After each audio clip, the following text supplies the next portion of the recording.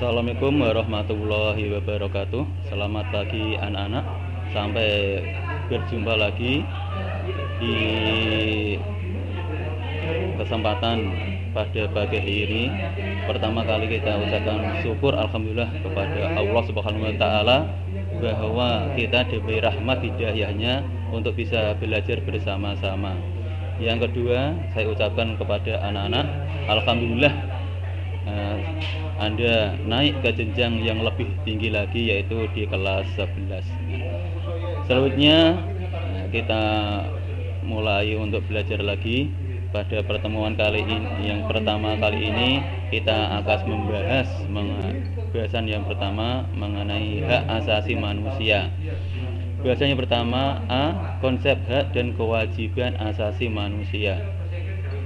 Hak asasi manusia adalah hak yang diberikan dari Tuhan kepada kita semua semenjak lahir di muka bumi ini. Hak asasi manusia lahir tidak lepas dari sejarah penistaan dan perlakuan sewenang dari pihak penguasa kepada rakyat atau bawahannya. Nomor 1, sejarah perkembangan hak asasi manusia. Hak asasi manusia lahir tidak lepas dari sejarah penindasan dan perlakuan sewenang-wenang pihak penguasa kepada rakyat. Bentuk tindakan yang dilakukan misalnya perlakuan diskriminatif atas dasar etnik, ras, warna, kulit, budaya, bahasa, agama, golongan, jenis kelamin, maupun status sosial. Tindakan tersebut menimbulkan banyak penderitaan, bahkan tidak jarang menimbulkan korban jiwa dengan jumlah yang banyak. Kesadaran manusia untuk lepas dari penindasan melakukan gerakan-gerakan perlawanan dan pemberontakan untuk memperjuangkan hak asasi. Masyarakat semua sadar bahwa sesungguhnya manusia lahir dalam kondisi yang sama dengan hak dan kewajiban dari anugerah dari Tuhan Yang Maha Esa. Sebagian pakar berpendapat bahwa kelahiran HAM dalam bentuk peraturan tertulis berawal dari dunia barat. Masyarakat menentang kepemimpinan Raja John yang bertindak sewenang-wenang kepada rakyat dan bangsawan. Hal ini memberikan piagam Magna Carta yang mengurangi kekuasaan raja secara absolut. Magna Carta atau Piagam Agung menjadi tanda bagi lahirnya perlindungan terhadap hak asasi manusia yang menjadi inspirasi munculnya perlindungan HAM. Piagam-piagam tersebut yang pertama adalah nomor 1, Piagam Magna Carta pada masa pemerintahan Raja John Laughlin di Inggris pada tahun 1215. Ketuanya terdiri dari yang pertama rakyat Inggris menuntut kepada raja agar berlaku adil terhadap rakyat. B. Menuntut agar raja dihukum atau didenda berdasarkan kesamaan dan sesuai dengan pelanggaran yang dilakukannya. C. Menuntut kepada raja untuk menyampaikan pertanggungjawabannya kepada rakyat. D. Menuntut raja untuk segera menegakkan hak dan keadilan kepada rakyat. Yang kedua, Petition of Right pada masa pemerintahan Raja Charles yang pertama di Inggris pada tahun 1628. Ketuanya berisi yang pertama, pajak dan hak-hak istimewa harus izin parlemen. Yang kedua, orang tidak boleh ditangkap tanpa tuduhan yang sah. Ketiga, dalam keadaan damai, tentara tidak boleh menjalankan hukum perang. Yang ketiga, Habeas Corpus Act pada masa pemerintahan Raja Charles yang kedua di Inggris pada tahun 1679. Ketentuannya berisi yang pertama, seseorang yang ditahan segera diperiksa dalam waktu 2 hari setelah penahanan. Yang kedua, alasan penahanan seseorang harus disertai bukti yang sah menurut hukum. Keempat, Bill of Rights pada masa pemerintahan Raja William yang ketiga di Inggris pada tahun 1689.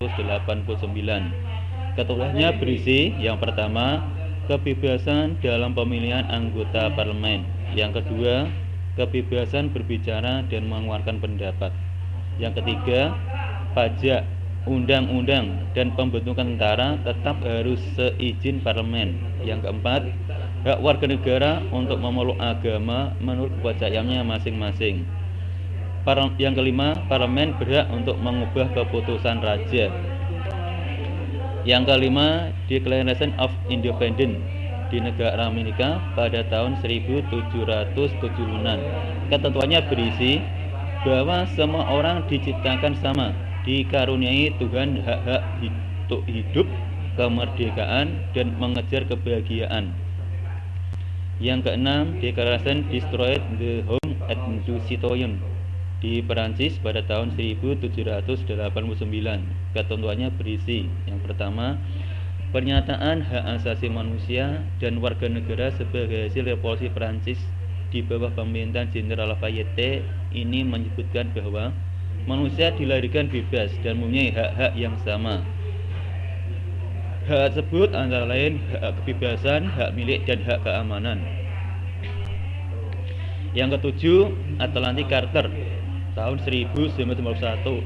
Ketentuannya berisi: yang pertama, piagam ini merupakan kesepakatan antara Roosevelt dan Winston Churchill pada tanggal 14 Agustus 1991 yang menyebutkan 5 kebebasan dasar manusia, yaitu kebebasan dari rasa takut, kebebasan untuk beragama dan beribadah, kebebasan berbicara, mengutarakan pendapat, berkumpul dan berorganisasi, kebebasan dalam hal pemberitaan, dan terakhir kebebasan dari rasa kemiskinan dan kekurangan.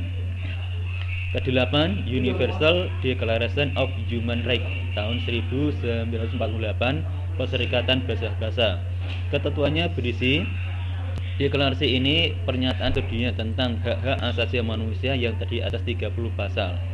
Piagam ini menyuruhkan kepada semua anggota dan bangsa di dunia untuk menjamin dan mengakui hak-hak asasi manusia yang dimuat dalam konstitusi negara masing-masing. Demikianlah materi yang kita pelajari pada hari ini. Kemudian anak-anak saya harap untuk tetap semangat, rajin belajar. Demikianlah. Assalamualaikum warahmatullahi wabarakatuh.